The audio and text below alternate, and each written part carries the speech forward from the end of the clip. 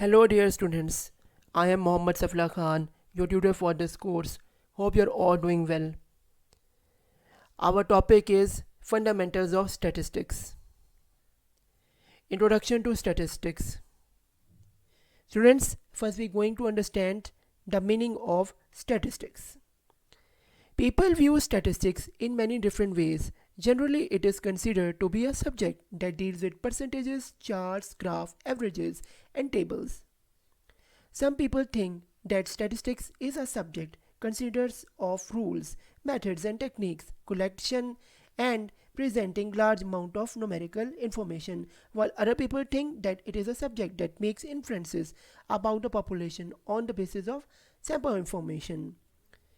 Students, now we're going to understand from where the statistics word came from.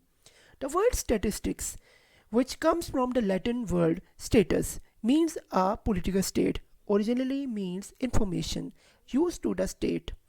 The word information about the size of population and armed force, but the word has now acquired different meaning. The word statistics refers to numerical facts systematically arranged. In this sense, the word statistics is always used in the plural form. Dear students, now we're going to define statistics. Statistics is defined as a discipline that includes procedures and techniques used to collect, process, and analyze numerical data, to make inferences, and to reach decision in the face of uncertainty. For example, the statistics of price, statistics of road accidents, statistics of crimes, statistics of births, statistics of education institutes, etc. In all of these examples, the word statistics denotes a set of numerical data in the respective field. This is the meaning the man in the street gives to the word statistics, and most people usually use the word data instead. Students, now we're going to understand use of statistical information. The statistical information and are can be used for a variety of reasons. Some of them are to inform general public, to explain things that have happened, to justify a claim, to estimate the unknown quantities. Dear students, now we're going to understand about the characteristics of statistics. It may therefore be described to know the characteristic features of statistics in order to appreciate and understand its general nature. Some of its important characteristics are given below. Number 1, statistics deals with aggregates of observations of the same kind rather than isolated figures. Number 2, statistics deals with those characteristics or aspects of things which can be described numerically either by counts or by measurement. Number 3, statistical laws are valid on the average or in the long run. There is no guarantee that a certain law will hold in all cases. Statistical inferences is therefore made in the face of uncertainty. Dear students, now we're going to understand about descriptive and inferential statistics. Statistics as a subject may be divided into a descriptive statistics and inferential statistics. Descriptive statistics is the branch of statistics which deals with concepts and method concerned with summarization and description of important aspects of numerical data. This area of study consists of condensation of data, their graphical display, and the computation of a few numerical quantities that provides information about the center of the data and indicates the spread of observations. For example, a cricket player wants to find his scores average for the last 20 games.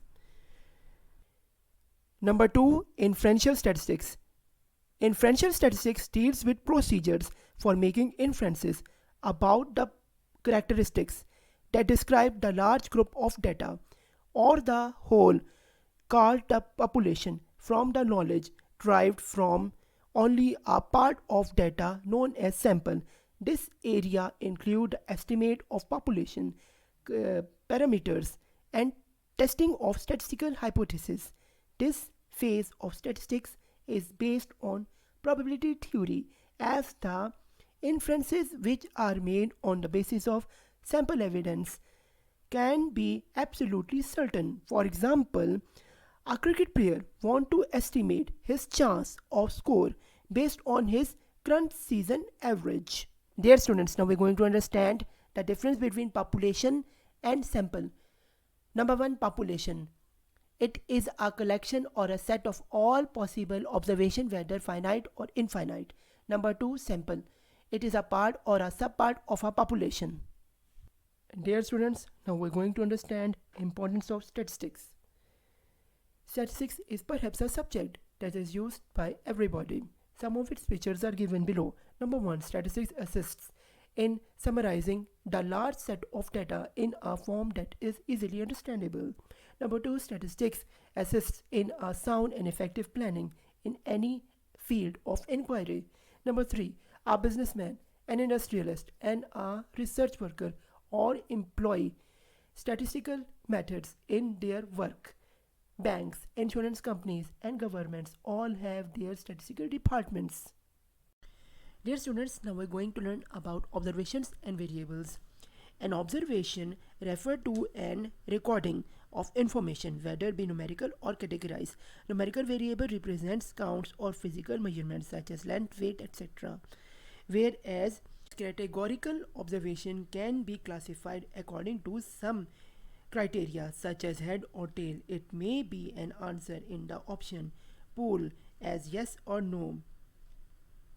Thus, our work with the set of observation may be classified as statistical work. Students, now we study about variables. Any observed characteristics can be termed as a variable if it varies from one object or an individual to individual. Example, height, weight of an individual, price of a good, etc. The domain of variable is a set of all possible values such as assumptions and ranks in all values which are obtained.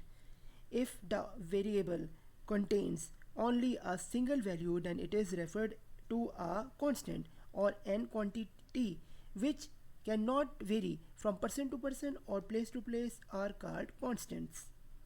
Students, now we are going to learn about discrete and continuous variable.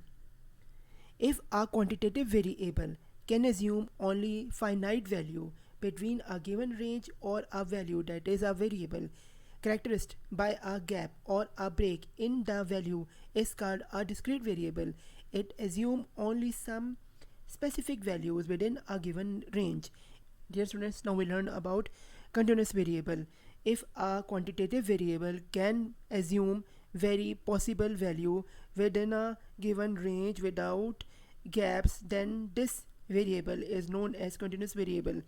In other words, a continuous variable represents measurement data such as the age of a person, height of individual, weight of commodity, temperature at place, space, speed, and train.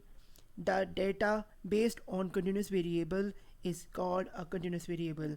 Note that sometimes the inherently continuous variable is stated as a discrete variable due to the limitation of available measurement instruments as a age of a continuous variable, but we record it in a complete year that turn it into a discrete variable.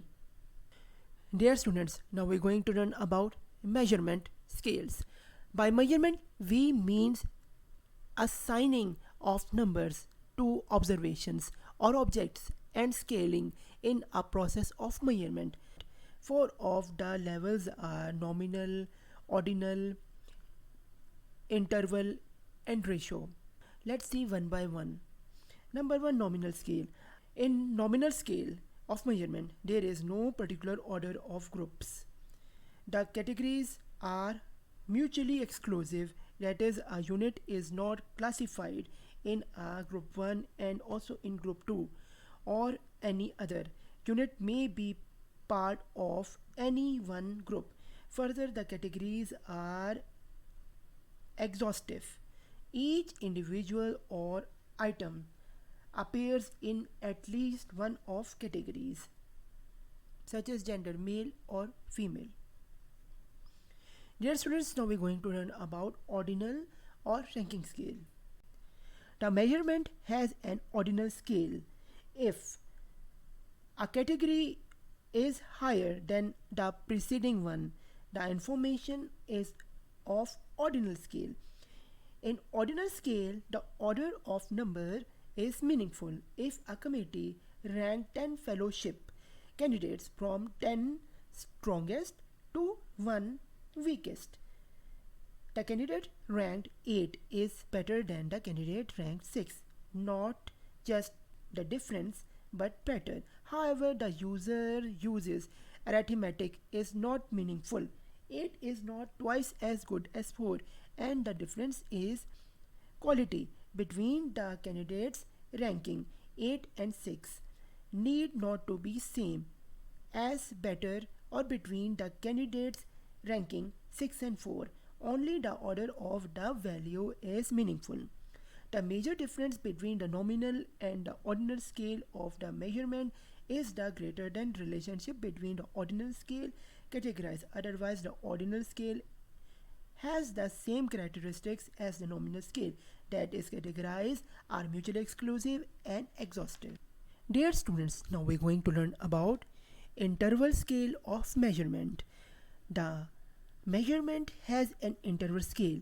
If the number tell us that of individual difference by a certain amount of property from another individual, for an individual scale of measurement, the difference between the numbers is a constant size. Temperature measured on the Fahrenheit or Celsius scale is an example. The Fahrenheit temperature on the 3 continuous days were 38, 45 and 56. These temperatures can easily be ranked, but in addition we can study the difference between the ranking of becomes 1 centigrade. Fahrenheit represents a constant unit for all three data as dated dates.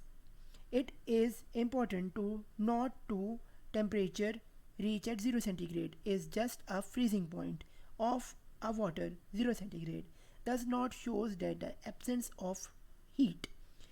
Further, when the temperature is 50 centigrade, however, it does not mean that is twice as hot as 25 centigrades.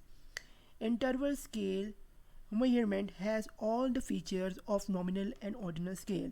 The temperatures are mutually exclusive, that is, the higher temperature could not be both 50 centigrade and 62 centigrade on same day. The interval scale of measurement also assume the categorize and mutually exclusive. All of these are cases as included. Dear students, now we're going to learn about ratio scale of measurement. The measurement has a ratio that is one individual has so many times as many as properties as does another individual. The ratio scale is the highest level of measurement, as in the interval scale the observations are ordered and the distance between successive observations is measured. Further, the ratio scale used the number of 0 to indicate the absence of characteristic being measured. Money is an example of the ratio scale of measurement. The 0 point is meaningful, that is, a 0 you have none. Weight is another example of a ratio scale measurement. A 100-pound woman weight half as much as the 20-pound man. The ratio scale has all the characteristics of the other scales of measurement. Price, distance, weight, length are examples of measurement scale of ratio scale. Dear students, now we're going to understand errors of measurement. Experiments has shown that a continuous variable can never be measured with perfect fitness because of certain habits and practices. Methods of measurement are of a limited accuracy. The accuracy or a true value of, however, assumed to be a example 59.5 kg and 60.5 kg, where whatever the weight is recorded as 60 kg means that the true weight is known as to be lie between 59.995 and 60.005 kg. Thus there is a difference, however a small is may be a between the measurement value and the true value. This sort of departure from the true value is a technical known as a error of measure. These errors are independent of the unit of measurement. So let's now we're going to understand biasness. An error is said to be biased when the observed value is continuously higher or lower than the true value. Biased errors arises from personal limitations of the observations and implication in the instrument, such as some of these coordinates the measurements. These errors are also called cumulative or systematic errors. Now we students going to understand what are unbiased errors. As an error, on the other hand, is said to be an unbiased when the deviation, that is excess or defected from the true value, tends to be occur equally often. Unbiased errors are revealed when measurements are repeated and they tend to cancel out in the long run. These errors are therefore composed are also known as random errors or accidental errors. Dear students, now we're going to learn about significant digit.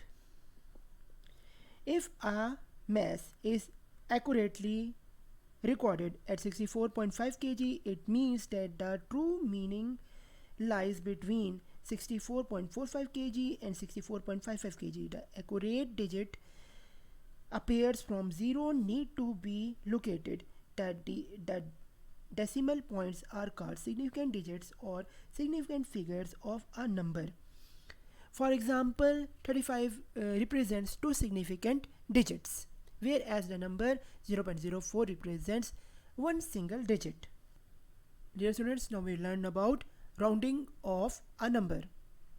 Rounding of a number, sometimes the figure value are recorded by reducing one or more decimal place to the unit place or nearest to the tenth or hundredth of the number. The rules for rounding numbers are given as follows. Number 1, if the rounding place values to be rounded is less than 5, it should be deleted straightforward, and if greater than 5, the preceding number is increased by 1. Number 2, if the rounding place value to the rounded off is 5, the rule is to delete it if the preceding number is even and increasing the preceding number by 1 if it is odd. For an instance, we have 2.145001 rounding off 3-digit number which is as 2.15 respectively. Another example is 6.8 or 9.75 will be rounded off as 9.8 and 6.85 can be rounded off as 6.8. So that is the rule for the rounding off number. These rules are applicable in general for any numerical value. Dear students, now we're going to learn about collection of data. For a statistician inquiry, the very first step a statistician has to consider is the collection and assembling of numerical data. Necessary care has to be taken while doing so, and an enumerator has to face many difficulties. The collection of data is the initial important phase of statistical study. If the information are collected about all the individuals or units of the population, then this known as complete enumeration or census, while it involves an consideration, expertise and time that makes a census difficult to be do. Dear students, there are two major sources of data collection, primary and secondary data. First we're going to study about primary data. Dear students, now we're going to learn about primary data. Data published or used by an organization, agency, which originally collect them are called primary data. Example, data of population, census, or any raw data which is collected by researcher himself or by any respective or researcher from the respondent throughout field work is known as a primary data, and source which provide the desired information, that is respondent or information, is called primary data. Other sources that are business firms, local state government offices, newspapers or trades organization. Thus the first hand collection data are called primary data, and it is and must be original in the character, that is no statistical treatments is applied on the data. For example, we have collection of direct personal investigation by a researcher. Number 2, director of a investigation team have investigated a series of questionnaires about certain crime. Another example is collection through questionnaires. Another example is collection through local source. Another example is registration. Dear students, now we're going to learn about secondary data.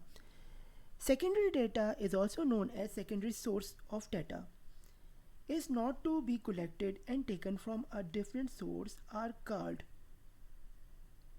secondary source, or if the data are obtained from someone else and recorded and are not collected by the researcher or has respectively direct from the actual respondent or information, the data is called a secondary data, and the secondary data has the source from which the data is taken is called secondary source, or the data which has undergone an sort of statistical treatment at least one time.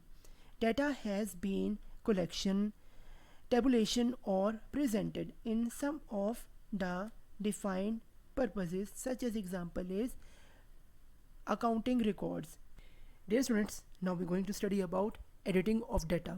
In order to accept the secondary data as authentic one, should critically examine reliability of the suitability of the data. Dear students, now we're going to understand uses and misuses of statistics. We can only say it as advantages and disadvantages of statistics. First, we're going to see about few of the uses of statistics. Number 1, in experimental science, the experiments generated data, it may be collected and analyzed. Number 2, in education, statistics are used to describe the results and students of education. Students, now we're going to understand following few misuses, or we can say disadvantage of statistics.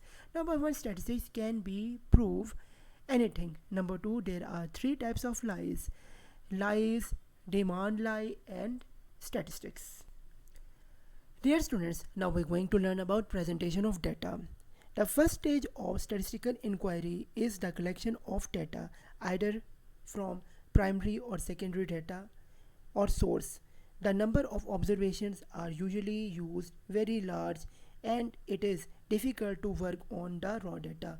Before applying a statistical device on the raw data, it is appropriate to put the data into some condensed, organized, or sort of form so that the statistical work becomes simple and easy. So the second stage becomes organization or presented of the collection of data that provides most significant features of data to facilitate comparison and based on the further statistical analysis.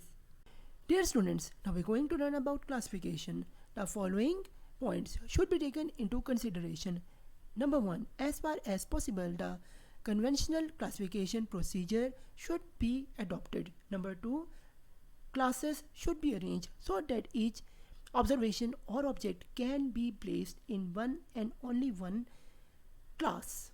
Dear students, now we're going to learn about tabulation. A tabulation is a systematic arrangement of data into rows and columns, and this process of arranging data is called tabulation. Classification is the first step of tabulation. Tabulation may be single, double, or manifold, depends upon type of classification. Students, as you see in the table as shown in the diagram, age distribution of the children. On the right side there is number of children, and on the left hand side there is age group of years as distributed. Dear students, now we're going to learn about frequency distribution. Important characteristics of a large mass of data can be readily assessed by group of data into different classes and then determining the number of observations that fall in each of the classes, such as arrangement in a tabular form is called a frequency distribution, or a tabular arrangement of a data into a class with a corresponding class. Frequency is called a frequency distribution, a frequency table. As shown in the diagram, there is on the right side there is a frequencies are given where is 7, 3, 3 and 2, and on the left hand side there are number of pets given where 1 to 2 how many they have, 3 to 4 how many people have, and 5 to 6 how many people have, 7 to 8 how many people have the frequency of pets. Dear students, now we're going to learn about stem and leaf display. Stem and leaf display is a technique for summarizing and sorting numerical data. The leading digits becomes the stem and the trailing digits become the leaf. The stem are located along the main axis and a leaf for each piece of data is located to display the distribution of the data. The stem value are listed out to the left of the vertical line, and each leaf value corresponding to the stem is written in the horizontal line to the right of the stem in the order in which they are encountered in passing from one value to the other, as shown in the diagram. Stem you can see on the left hand side and leaf as you see on the right hand side, and this how it was displayed as you rightly seeing in this diagram. And we can also see here is key 6 and 3 where this line is showing that it means 63 years old a person. Dear students, now we're going to learn about simple bar chart. It is used to represent data involves in a single variable. The vertical and horizontal bars are made to show the data when the difference between different quantities is usually small. The width of bars always uniform with the variable length. The height or length of the bars in the portion of the size of quantities. The space between the bars should not be more than the width of bars. Vertical bars are used for times, series, and quantities data, and horizontal bars are used for geographical data. Our data do not read to be a time should be arranged in an ascending or descending order before charting. As we can see in the table, there is a bar chart. In the blue there is bars which are representing this bar chart. Dear students, now we're going to learn about multiple bar diagram. It is used when data is in the form of two or more set of interrelated groups. By adjacent bars, the different quantities are represented within the groups. One set of bar is separated from the other by suitable spaces and use different shades, columns or dots to distinguish between the phenomenon. It is simple extending of samples, bars, charts, and compression within the amount of variables characteristics is required. When simple bar chart diagram can be merged into one or created the coordination bar chart by size, it becomes multiple bar chart as shown in the diagram. Here you can see the colors blue, red and green, which distinguish between the bar charts of amount of vegetables sold in a Frank's farm stand. Dear students, now we're going to learn about component bar chart.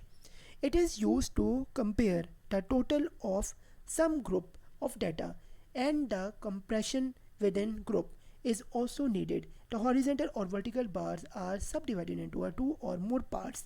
Each bar represents the total of some components, and each component is should be as a proportional section of the bar. The bars are separated by suitable space between them, and the components bars parts are shaded or colored differently to distinguish different parts.